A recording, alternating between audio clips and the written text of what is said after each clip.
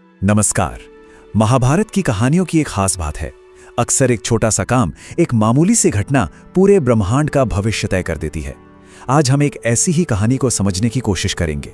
ये कहानी है नागों के एक धोखे की और उस महासागर के शोर की जो इस धोखे का गवाह बना। जरा सोचिए, एक ऐसी हालत जहां अपनी ही मां के श्राप से सर्वनाश तय हो। उस विनाश से बचने के लिए कोई भला किस हद तक जा सकता है? बस यही वो दहला देने वाली मुश्किल थी जिसका सामना नागों को करना पड़ा। और उनका जो भी फैसला होता वो इस महाकाव्य की दिशा हमेशा के लिए बदलने वाला था। तो इस कहानी के बिल्कुल बीच में है नाग, यानी सर्पों की एक बहुत शक्तिशाली प्रजाति, और उनकी मां कद्रू। हुआ यूं कि कद्रू ने उन्हें एक ऐसा हुक्म दिया जिसे मानना लगभग नामुमकिन था, लेकिन उसे ना मानने का अंजाम था निश्चित मौत। नागों के मन में बस यही एक खौफ बैठा हुआ था। उन्हें पता था कि अगर उनकी मां की बात नहीं मानी तो वो अपना सारा प्यार, सारा स्नेह भूलकर गुस्से की आग में उन्हें जलाकर राख कर देगी। ये सिर्फ एक हुक्म ना मानने का डर नहीं था, नहीं, ये तो पूरे के पूरे वंश के खत्म हो जाने का खतरा था। तो अब देखिए, नागों के सामने दो रास्ते थे और दोनों ही मुश्किल। एक तरफ मां का कहा मानो, मतलब धोखे से उस दिव्य घोड़े की पूंछ को काला कर दो, और दूसरी तरफ अपनी ही मां के गुस्से की आग में जलकर खाक हो जाओ। उन्होंने समझ लिया था कि बचने का अब एक ही रास्ता है, छल।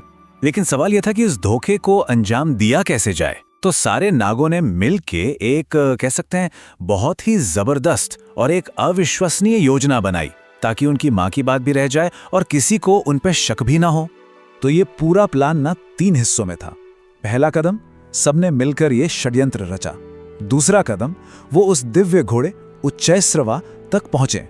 और फिर आया तीसरा और सबसे कमाल का कदम। उन्होंने खुद को काले बालों में बदल लिया और उस घोड़े की दूधिया सफेद पूंछ से ऐसे चिपक गए मानो वो पूंछ हमेशा से काली ही हो। तो एक तरफ तो नाग अपनी चाल चल रहे थे और दूसरी तरफ कहानी का रुख मुड़ता है 2 बहनों की ओर, कद्रू और विंता। जब नाग अपनी योजना पे काम कर रहे थे, ठीक उसी वक्त ये दोनों बहनें अपने शर्त का नतीजा देखने के लिए एक अविश्वसनीय सफर पे निकल पड़ी। हाँ, बहनें तो थी पर सौतें भी थीं, और उनके बीच लगी एक शर्त ने सब कुछ दांव पर लगा दिया था। तो बस ये जानने के लिए कि कौन जीता और कौन हारा, वो दोनों आकाश के रास्ते दुनिया के दूसरे कोने में उस दिव्य घोड़े को देखने के लिए निकल पड़ी। और जैसे ही वो आकाश में उड़ी, उनके पैरों के नीचे जो नजारा था वो हैरान कर देने वाला था। एक विशाल गरजता हुआ महासागर। और पता है, यहीं से ये कहानी एक परिवार की कहानी से निकलकर पूरे ब्रह्मांड की कहानी बन जाती है। हमें उस दुनिया की विशालता का एहसास होता है जहां ये सब हो रहा था। और ये कोई शांत ठहरा हुआ समंदर नहीं था, बिल्कुल नहीं।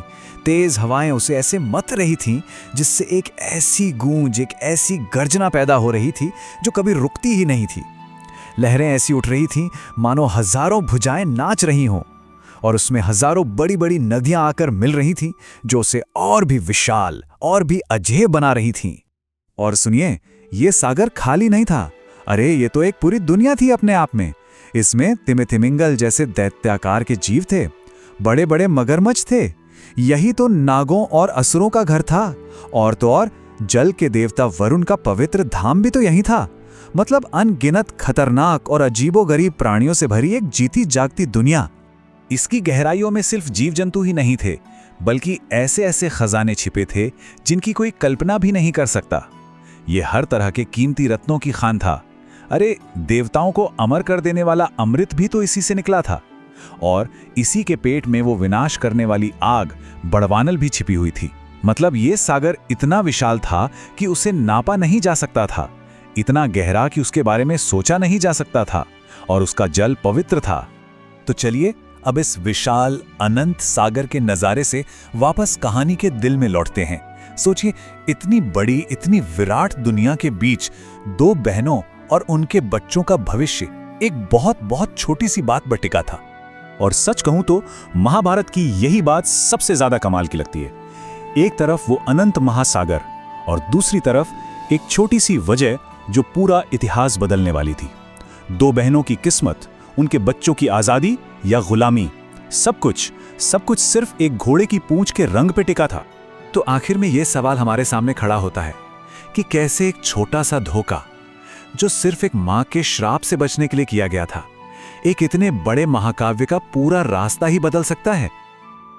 ये कहानी हमें यही याद दिलाती है कि महाभारत में छोटे से छोटा काम भी इतिहास की नदी का रुख मोड़ सकता है।